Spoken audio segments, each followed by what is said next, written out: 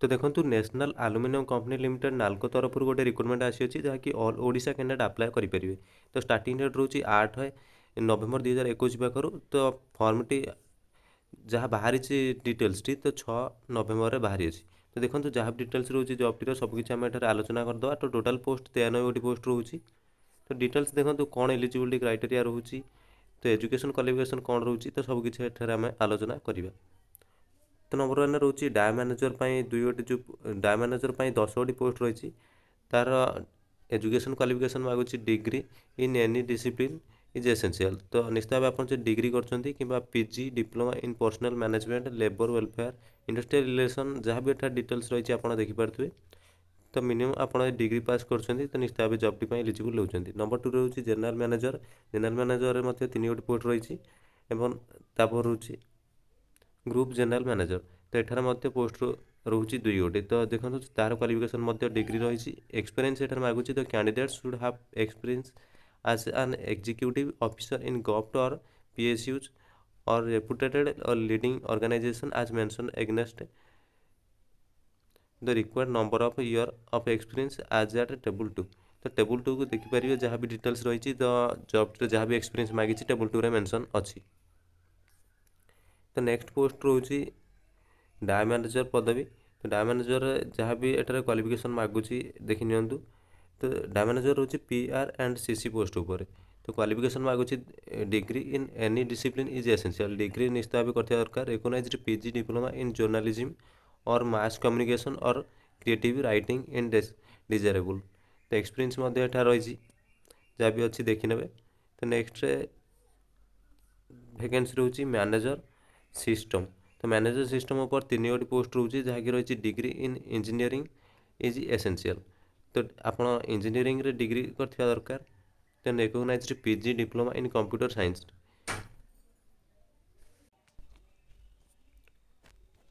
और master in computer application और M tech in computer science is desirable. तो देखि नियंतु एक्सपीरियंस एठार मांगी जहाँकि टेबुल 2 रे मेंशन अच्छी आप पढ़ी पारे। तो नेक्स्ट रोचे जो पदवीटी तार रोचे सिविल जनरल मैनेजर सिविल उपर। तो तार पोस्ट रोचे टोटाल 2 गोटी पोस्ट जहाँकि यूआर बा जनरल पिलान रही। तार क्वालिफिकेशन मागुची डिग्री इन सिविल और आर्किटेक्चर और सेरामिक्स इंजीनियरिंग इज एसेंशियल। तो तार मध्य एक्सपीरियंस आप पढ़ी पारे। नेक्स्ट रोचे डाया मैनेजर लॉ उपर जहाँकि रही 2 गोटी पोस्ट को नहीं OBC पिला अप्लाई करेंगे।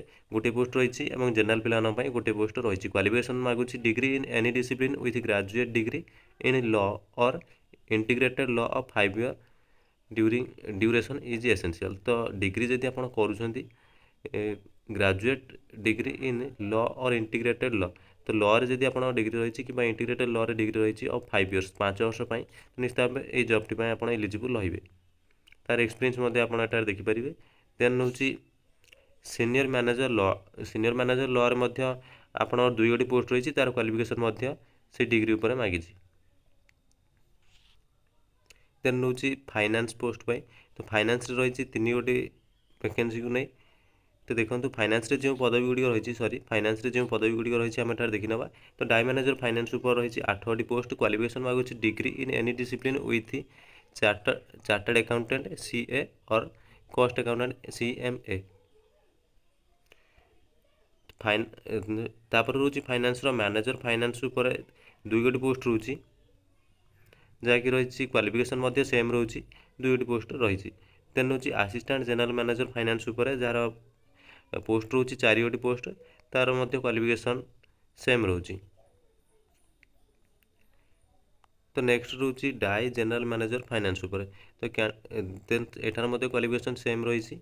जनरल मैनेजर फाइनेंस उपर रोची 5 गोटी पोस्ट क्वालिफिकेशन सेम रही। तो नेक्स्ट रोची माइनिंग पोस्ट पाई। तो माइनिंग रे रोची डाई मैनेजर माइनिंग उपर 7 गोटी पोस्ट जार क्वालिफिकेशन मांगी डिग्री और equivalent diploma in mining engineering और first class metalliferous mines manager certificate of competency.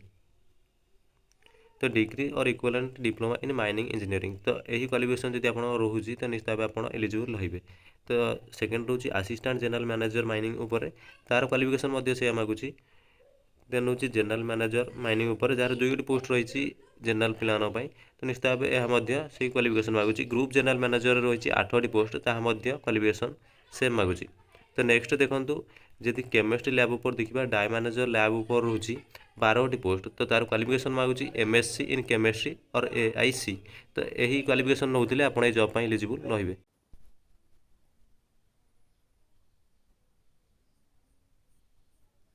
ଦେନ୍ ଦେଖନ୍ତୁ geology, dam manager geology post ପାଇଁ ରହିଛି ଗୋଟିଏ ପୋଷ୍ଟ ମାତ୍ର। ତାର ଜେନେରାଲ ପିଲାମାନେ ଆପ୍ଲାଏ କରିପାରିବେ। କ୍ୱାଲିଫିକେସନ୍ ହେଉଛି MSc ଇନ୍ ଜିଓଲୋଜି। ତ MSc ଯଦି କରୁଛନ୍ତି ଜିଓଲୋଜି ଉପରେ, ତ ନିଶ୍ଚିତ ଭାବେ ଆପଣ ଏଇ ଜବ୍ ପାଇଁ ଏଲିଜିବୁଲ୍ ରହିବେ। ଏଠାରେ ଯାହା ବି ଡିଟେଲ୍ସ ରହିଛି ଆପଣ ପଢ଼ିପାରିବେ। ତ ନେକ୍ସଟ ଦେଖନ୍ତୁ SR ମ୍ୟାନେଜର ମାର୍କେଟିଂ। ତ ମାର୍କେଟିଂ ପାଇଁ ରହୁଛି ଗୋଟିଏ ପୋଷ୍ଟ, ଯାହାକି degree in engineering or any discipline is essential. Degree और recognised PG diploma in management majoring in marketing और export management, duration of not less than 2 year और full time regular course of 1 year और MBA with specialisation in marketing export management during of not less than 2 year is desirable.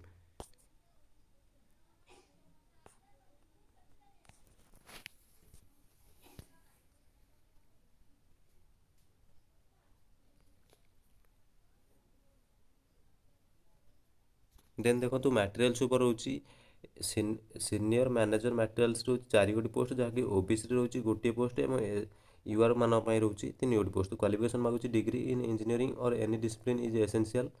तो degree जब आप करते कि recognised PG diploma in materials management, तो जब PG भी रोचे आप क्वालिफिकेशन आप एलिजिबल रहिए। तो नेक्स्ट को जहाँ भी डिटेल्स रोचे एठार डाय मैनेजर मटेरियल्स ऊपर रही 3 पोस्ट, तार qualification same रोची।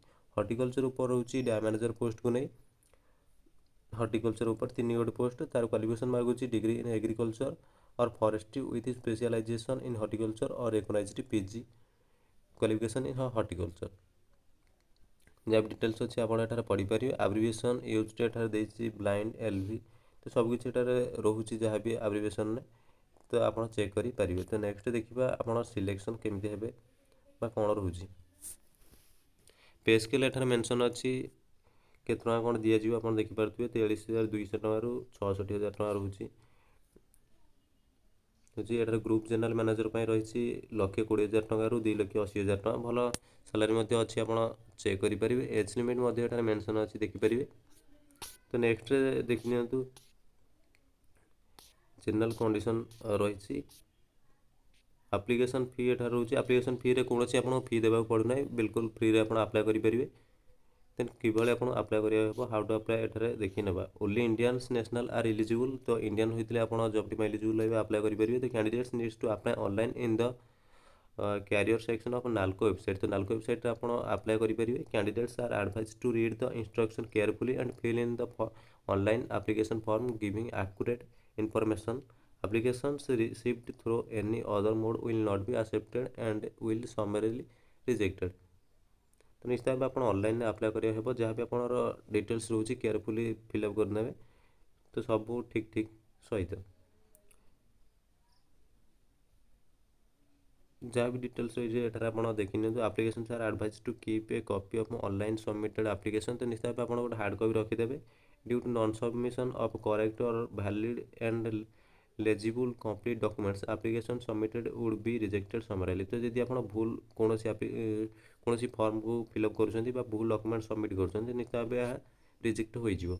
While applying online, candidate needs to upload self-attested scanned copy of his or recent passport। तो पासपोर्ट गोटे दरकार पड़ुଛି, कलर फोटोग्राफ दरकार पड़ुଛି, signature qualification proof related experience recent salary slip.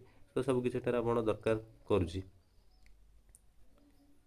NALCO will not be responsible for candidates not being able to submit their online application within the last date on account of। तो जब आप last date पूर्व apply करना तो नाल्को ये responsible नुहे। तो निश्चित भाव केयरफुली आप अप्लाई करेंगे। तो कैंडिडेट साल be considered for 1 post only. तो निश्चित भाव आप गोटे पोस्ट में अप्लाई करेंगे। देन इंस्ट्रक्शन एटा रही आप पढ़ीपर। Candidate should be employed at the time of applying. तो जहाँ भी एटा रही कंडीशन पढ़ी नि तो डिटेल्स PDF को आप मिल डिटेल्स जहाँ भी PDF रही जॉब्र अप्लाई लिंक सबकि वीडियो डिस्क्रिप्शन में दिखाई आप चेक करेंगे। तो ये वीडियोटी बाय।